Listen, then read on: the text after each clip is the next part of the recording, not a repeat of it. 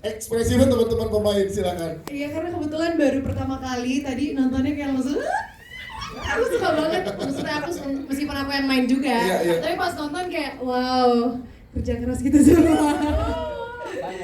Siap. Iya. Ini luar biasa ya, Evan. Jadi rasanya kita mau ngobrol sama teman-teman pemain yang udah hadir hari ini. Boleh, ini kan official poster dan juga official trailer udah kita kasih ke teman-teman media. Berarti boleh juga dong kasih tahu ke teman-teman media karakter kalian masing-masing nih berperan sebagai siapa dan gimana. Begitu dia. Silakan dimulai dari Zulfa Maharani. Silakan Zulfa. Halo semuanya, saya Zulfa Maharani. Di film Korean ini saya berperan sebagai Zahra. Zahra itu salah satu murid asrama putri yang memiliki trauma dan berusaha untuk mengalahkannya. Oh, wow. Jadi pengen tahu. Iya, saya trauma apa gitu ya. ini ya? Oke, namun sebelum ke pemain yang lain, kita ke Agni dulu yang sudah bergabung sama kita. Agni, teman-teman media juga pengen tahu nih, boleh teman-teman media mengarahkan alat kami ke layar. Kalau kamu di sini berperan sebagai siapa dan gimana perannya? Silakan Agni. Halo, selamat sore. Terima kasih pertanyaannya ya. Sebelumnya mau minta maaf belum bisa hadir gitu. Dan oke, aku langsung jawab aja ya. Di sini Agni berperan sebagai Yolanda. Yolanda ini adalah pendatang baru. Dia remaja, remaja yang rebel, keras kepala, terus tapi dia juga selalu merasa waspada dan berani gitu. Dan di balik kekerasan kepalanya ini, Yolanda memiliki soft spot gitu, yang ingin merasa diterima di lingkungan barunya dan ingin mempunyai sahabat yang benar-benar tulus sama dia. Yes, itu dari Agni. Oke, selanjutnya ke pemain yang lain yang berada di belakang kita, boleh dong jelasin satu persatu karena tadi kalau kita lihat official trailernya kayak wah nih siapa nih ya gimana nih, boleh silakan dari Alisa dulu boleh dijelaskan, silakan. Boleh pinjam mikrofonnya tadi di mana? Oke, silakan. Ya. Halo, aku Alisa Lidin, aku berperan sebagai Sri. Sri itu sama kayak Zulfa, salah satu murid asrama putri yang dia itu rebel juga dan dia pingin nggak patuh dan pingin memberontak gitu, pemberontak orangnya. Jadi silahkan nonton aja biar tahu kisah. Oke, siap, silakan Emma, silakan. Hai, aku Naima Aljufri. Di sini berperan sebagai Gendis. Gendis ini adalah murid asrama putri yang ingin diterima di lingkungan teman-teman baiknya. Oke, terima kasih. Selanjutnya sini silakan. Halo, selamat sore semuanya. Saya Sini Dermala. Di sini saya berperan sebagai Ica. Ica ini salah satu murid asrama putri juga, sahabatnya Zahra. Ica ini karakternya naif dan dia ini cukup terbutakan oleh cinta. Oh, bucin ya? Yang bucin kamu apa Korin ya? Aduh, kita nggak tahu. Aku tanya Korin dulu ya. Aduh. Wah, Arya Yusuf silakan, boleh dijelaskan. Ya halo semuanya, selamat sore. Saya Yusuf Mardika. Di sini saya memerankan karakter Yafi, murid dari Asrama Putra yang temperamen. Lalu dia juga berpacaran sama Ica. Oh, yang dibucinin ini. Tapi nggak tahu pacarannya kan sama siapa, nggak tahu. Oh, jangan-jangan sama Korin ya selama ini. Oke, takutnya ya. Dea, Anissa silakan. Halo semuanya, selamat sore. Saya Dea Anissa. Di sini saya berperan sebagai Hana. Hana itu istri dari pemimpin asrama putri yang sangat tunduk sama suaminya. Oke, itu dia. Wow, ini menarik ya ensemble cast yang hadir hari ini. Kita langsung mau ngobrol sama sutradara Bagi Nanti Rona. Boleh dong ceritain ke teman-teman media gimana proses pemilihan dari cast ini, seberapa jauh ngobrol sama Mbak Santi dan juga Mbak Lele, silakan.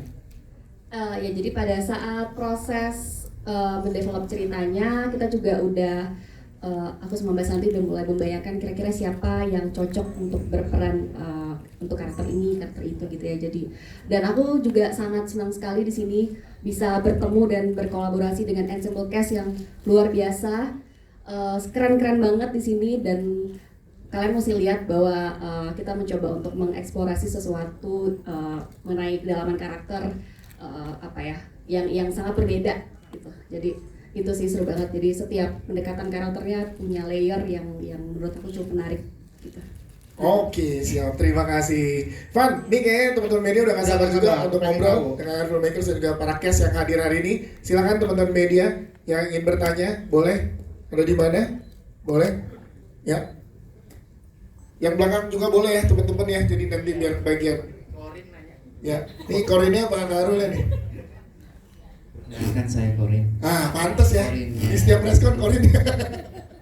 Satu hal yang menarik ini adalah Gin, kamu kan kemudian akhirnya memakai isu agama gitu ya.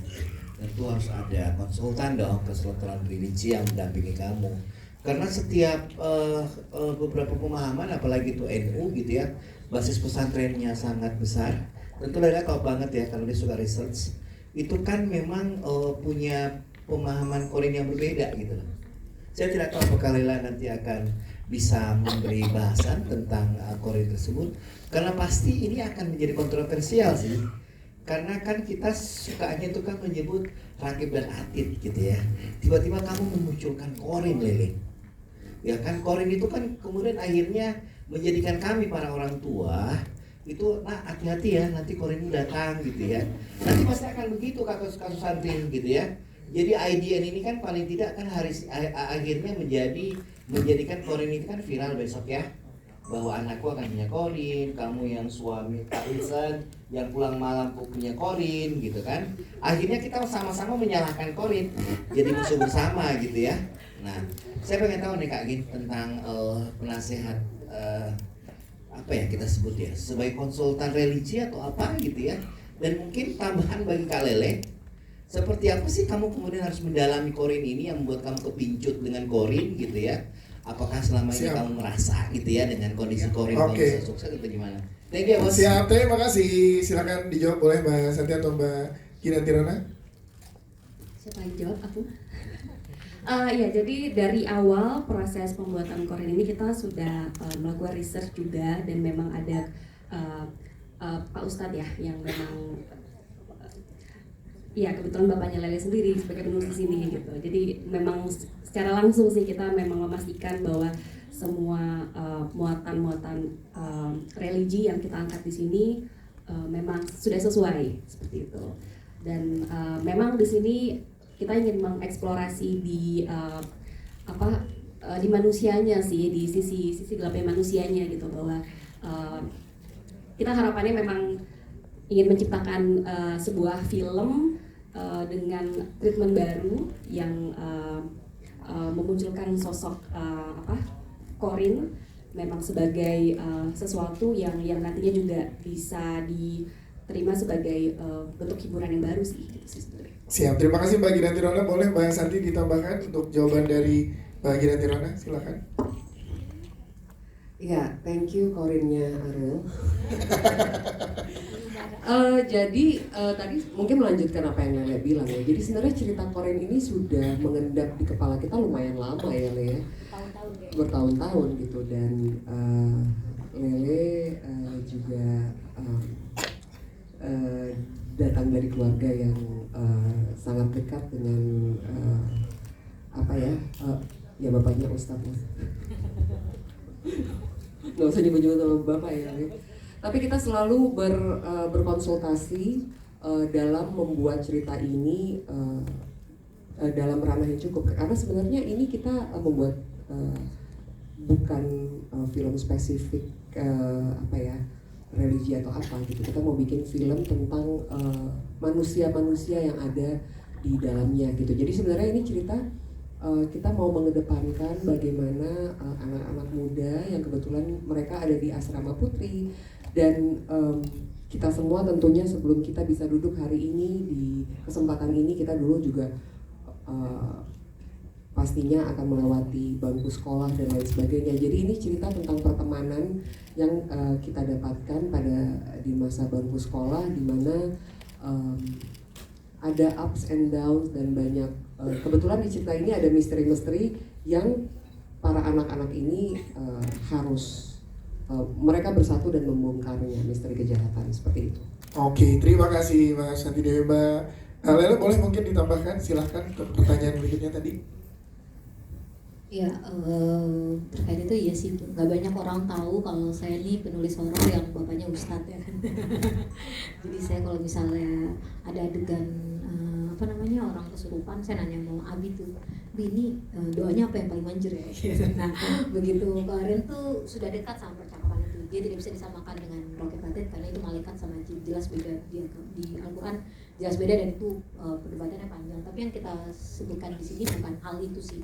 Maksudnya ini cerita tentang bahwa manusia mau punya korin atau nggak punya korin, dan apalagi kita punya korin, manusia itu punya sisi gelap sama sisi baik.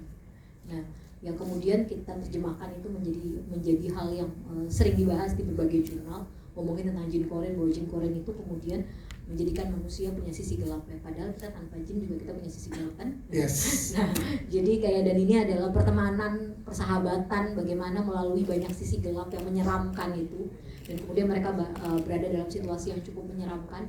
Situasi yang menyeramkan bisa banyak hal, bisa karena setan, bisa karena manusia, bisa karena nafsu dan macam-macam. Nah, jadi nonton Korean kalau penasaran. Yes, itu dia. Terima kasih, boleh tepuk tangan dong. Jadi gimana serunya nanti para cast ini sebagai sahabat, persahabatan, pertemanan menghadapi ups and down-nya hidup, sisi gelap dan juga sisi terangnya hidup akan ada di Korin ini. Kamu Korin aku kan sisi gelap dan lain-lainnya. Oke, kita ke Agni dulu yang sudah bergabung bersama kita melalui virtual. Agni pengen ceritain dong ke teman-teman media yang ada di sini, gimana serunya, menyenangkannya proses pembuatan Korin. Kamu berada bersama dengan cast-cast yang luar biasa juga ada di sini, dan aku pada saat itu keputusan oke deh, aku ikut di project yang luar biasa ini. Silakan Agni. Oke, makasih pertanyaannya. Untuk yang pertama aku jawab kenapa aku milih di project yang luar biasa ini ya. Yang pertama, dikerjainnya banyaknya sama saudara-saudara perempuan gitu ya. Dari sutradara sendiri ada Kak Gita, terus penulisnya Mbak Lele, dan juga produsernya Mbak Santi gitu. Aku pengen banget di project, aku pengen banget bisa didirect langsung sama sutradara perempuan yang benar-benar talented ini, Mbak Gita. Udah lama banget pengen banget ada di satu film bareng Kak Gita gitu, dan ya alhamdulillah akhirnya kita berjodoh, dan ini juga kolaborasi pertama aku bareng IDN. Seneng banget sih, tapi juga deg-degan gitu. Terus dari skripnya sendiri ya, di sini aku jelas memainkan karakter yang beda dari karakter-karakter aku sebelumnya. Terus juga horornya sangat kuat, tapi ceritanya juga bagus gitu. Horor yang kuat tapi dibalut dengan cerita persahabatan yang sangat mengharukan seperti itu. Terus serunya sendiri syuting bareng anak-anak ini ya mungkin karena kita seumuran gitu, jadi kita nyambung gitu. Terus juga ada icebreaker-nya, ada Naima yang selalu menghibur di lokasi ya, walaupun syutingnya bisa dibilang banyak menguras emosi, tenaga gitu, tapi karena ada teman-teman yang selalu ngelucu ini kayak Naima gitu, yang energinya nggak pernah habis, jadi semangat lagi. Terus juga teman-teman yang lain juga selalu menguatkan, dan kita anaknya main banget, jadi nggak setelah selesai syuting gitu udah selesai aja gitu, tapi kita masih tetap main, masih tetap rame di grup, dan selalu ketemu terus gitu sih, selalu tanya kabar. Terima kasih Agni nih. Terima kasih pertanyaannya. Oke, kita ke Zulfa dulu ya. Zulfa, kita pengen tahu juga kamu karakternya sebagai Zahra di sini, sejauh mana kamu bedah gitu ya, masuk ke dalamnya, mempersiapkan diri untuk film, atau tadi kita lihat trailernya kan intens banget tuh karakter kamu di sini. Boleh ceritain ke teman-teman media, Zulfa? Iya, kebetulan memang Zahra ini karakter yang beda dari sebelum-sebelumnya yang pernah aku mainin. Persiapannya lumayan panjang, untungnya juga Mbak Gita, Mbak Santi itu memberikan aku banyak waktu dan ruang untuk bisa explore kayak menjadi gimana sih rasanya menjadi murid asrama perempuan. Mungkin sebelumnya aku nggak pernah ada experience itu sebelumnya, dan juga memperdalam agama karena kebetulan Zahra ini memang orang yang sangat taat dengan agama gitu. Ya kurang lebih kayak gitu, sama mungkin lebih memperdalam ensemble cast-nya aja sih, karena di film ini kan mengusung persahabatan juga. Jadi gimana aku bisa benar-benar akhirnya berteman baik dengan mereka semua gitu pada akhirnya. Oke, itu dia Zulfa Maharani. Tepuk tangan dong untuk Zulfa, terima kasih. Teman-teman media silakan, ada yang ingin bertanya lagi? Ya, atau setelah ini mau langsung doorstop boleh juga ya. Setelah ini ya teman-teman media. Tapi kita ke sini dulu mungkin di belakang, wakili teman-teman yang ada di belakang nih. Kalau kamu sendiri gimana proses perjalanan syutingnya? Semenyenangkan apa proses syutingnya bersama dengan teman-teman di Korin ini? Sebenarnya proses menyenangkannya itu bukan dari syuting aja, tapi dari persiapannya. Itu persiapannya seru banget. Serunya mengandung arti nih ya. Karena banyak banget yang kita dapetin. Contohnya mungkin beberapa dari kita atau mungkin hampir semua dari kita bahkan baru tahu Korin itu apa itu ketika kita masuk project ini. Jadi kayak informasi baru, terus kita juga belajar dulu tentang Korin itu apa bahkan sebelum kita masuk ke skrip. Sebentar. Ya, oke. Jangan ganggu dulu ya, Pak Korin, tolong. Nih Korin, silakan lanjutkan sini. Kemudian untuk karena persiapannya cukup lama dan kita cukup puas dengan persiapannya ya. Karena lumayan matang. Dan untuk aku sendiri sih karena di sini aku banyak harus fisiknya harus lumayan kuras ya di sini ya. Jadi aku persiapan fisiknya lumayan, si Naima juga kebetulan Ica aku harus agak menurunkan berat badan sedangkan Naima gendis harus naikin berat badan. Itu proses yang menyenangkan. Dan selama syuting pun juga aku berasa banget persahabatannya. Karena sebenarnya kita belum pernah kenal sebelumnya. Khususnya aku sama Zulfa sama Naima gitu. Kita belum pernah kenal sebelumnya dan rasa persahabatan itu sudah sangat terasa sih. Yes, itu dia. Tepuk tangan dong untuk sini. Terima kasih. Berarti mungkin ke Mas Santi Dewi dan juga Mbak Ginanti Rona sebagai penutup terakhir ke teman-teman media. Ini boleh lagi berikan pesan ke teman-teman. Ini bisa relate sejauh mana dengan teman-teman khususnya teman-teman remaja-remaja putri nih. Karena kan persahabatannya sangat kuat di sini. Itu pesan yang disampaikan apa aja nih? Silahkan mungkin dari Mbak Ginanti Rona. Mbak Santi dulu boleh, silahkan. Oke, jadi teman-teman kita semua sudah tahu bahwa film Korin akan tayang sebentar lagi tanggal 1 Desember. Film ini memang didesain untuk menjadi sebuah film dengan pengalaman sinematik yang sangat seru, film yang sangat cocok untuk ditonton oleh anak-anak muda. Nggak sendiri, karena kalau sendiri kurang seru ya. Jadi harus rame-rame ini karena cerita tentang perjalanan murid asrama putri kelas 3, bagaimana mereka menjalani tahun terakhir mereka di sekolah. Siap, terima kasih Mbak Ginanti Rona. Mungkin terakhir buat teman-teman media. Ya, jadi film Korin ini patut untuk disaksikan sebagai penutup akhir tahun film horor.